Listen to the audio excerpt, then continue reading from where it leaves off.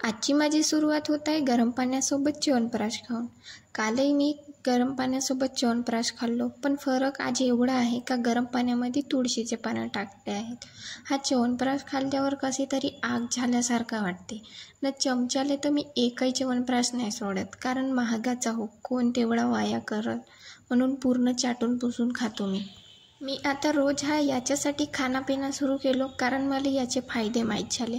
तुम्हाला याचे फायदे माहीत आहेत का, मला कमेंटमध्ये नक्की सांगा.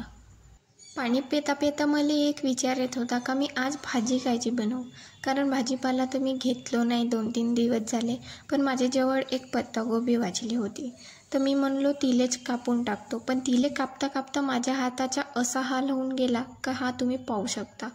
मग तो सगळं काही झाल्यावर मी झोपलो जेवण खावण करून. मग उठून पाहतो तर इकडे पाऊस येत होता.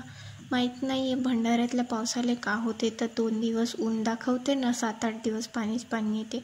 तसं आज झालं नाही पाहिजे. तसा पाऊस येते तर गरमी होते यार. माहीत नाही असा कोण पाऊस येते, तर पाहणं किती जोरात पाऊस येत आहे. तुम्ही कुठचे व्हा मला सांगा बरं कमेंटमध्ये. आणि सबस्क्राईब करायला विसरा नको. तुम्ही बहुतच विसरता बरं सबस्क्राईब करायला. एकही सबस्क्राईब नाही करा ना, काही नाही. माझ्या दिल तुटते यार. मग तुम्ही सबस्क्राईब नाही करा मला, तर असे नको करत जा यार. कमेंटही करत जा ना,